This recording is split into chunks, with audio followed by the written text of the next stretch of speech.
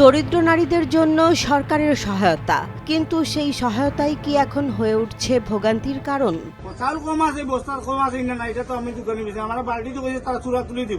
মৌলভীবাজারের রাজনগর উপজেলার ৬ নম্বর ট্যাংরা ইউনিয়নে ভিজিটি কর্মসূচির চাল বিতরণ নিয়ে উঠেছে গুরুতর অনিয়মের অভিযোগ। উপকারভোগীদের দাবি ৩০ কেজি চাল পাওয়ার কথা থাকলেও প্রতি বস্তায় মিলছে মাত্র ২৩ কেজি। চাল দিচ্ছেন ২ কেজি কম হয়, ৩ কেজিও কোনোদিন কম হয়ে যায়।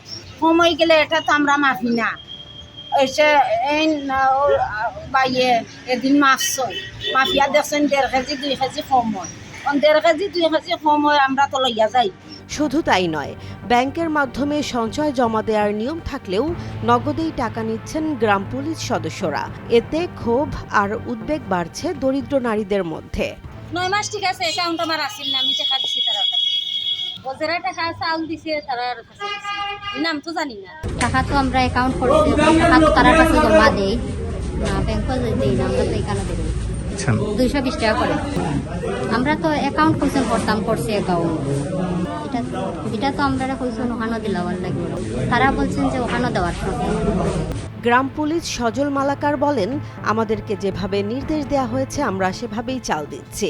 220 টাকা লিখে রাখতে হবে, আমরা হয়তো এটা লিখে দেওয়া সচিবে আর তার কাছে সচিবের কাছে দিয়ে দিলেই নেই, পুরোটাই নিয়ে সচিবের কাছে দিলেই। ট্যাংরা বাজার শাখা রূপালী ব্যাংকের ম্যানেজার রাহাত চৌধুরী জানান, সম্প্রতি ১৭৩ জনের তালিকা ও ১,০৬,৭০০ টাকা জমা দেওয়া হয়েছে। তবে এর আগে ৫-৬ মাস আর কোনো অর্থ বা তালিকা পায়নি ব্যাংক। ১৭৩টা অ্যাকাউন্ট এখানে আমি দেখতে পাচ্ছি। ১৭৩টা অ্যাকাউন্টে ১,০৬,৭০০ টাকা জমা হবে। এই ১,০৬,৭০০ টাকা জমার একটা চেকও তারা আমাকে প্রোভাইড করছেন।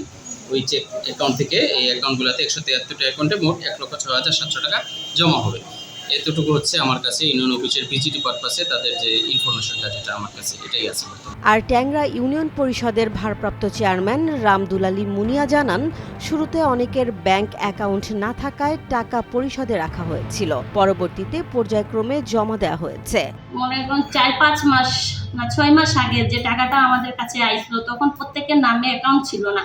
কারণ ১৭৭ জনের তো অ্যাকাউন্ট একসাথে হবে না, কারণ ব্যাংকে তো অনেক ধরনের ঝামেলা কাজকাম থাকে, তো ওনারা আস্তে আস্তে করছেন। বাদে আমাদের একজন দফাদার অসুস্থ থাকার কারণে উনি ৭৫,০০০ টাকা ওই উদ্যোক্তার কাছ থেকে নিয়েছেন, সেটা পরে আমি জানতে পারি। তো এই টাকাটা ২-১ দিনের ভিতরে এই দফাদার বলতে গ্রাম পুলিশ ইউনিয়নের উনি বলছেন দিবেন, আমরা ওই টাকাটা পরিশোধ করে দিব। প্রত্যেক মাসে কিন্তু যখন প্রত্যেকের অ্যাকাউন্ট হয়ে গেছে তখন প্রত্যেকের অ্যাকাউন্টে এই টাকাটা গেছে।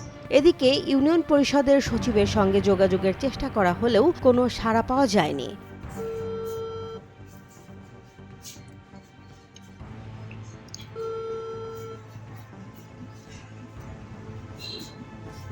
তবে ঘটনাটি তদন্তের আশ্বাস দিয়েছেন রাজনগর উপজেলা নির্বাহী কর্মকর্তা বিপুল শিকদার। আমরা এই বিষয়ে তদন্ত করে ব্যবস্থা নেব, যে যদি চাল ওজনে কম দেওয়া থেকে বিক্রয় থেকে সেটা আমরা ব্যবস্থা নেব। অনেকের সাথে আরেকটা অভিযোগ আছে যে ওখানে টাকা দিয়েছেন, যেটা মূলত অ্যাকাউন্টে জমা দেওয়ার কথা, সেটা জমা না হতে সেটার মধ্যে আমরা ব্যবস্থা নেব। সরকারি সহায়তা যদি পথেই হারিয়ে যায় তাহলে প্রশ্ন একটাই, এই দায় কার?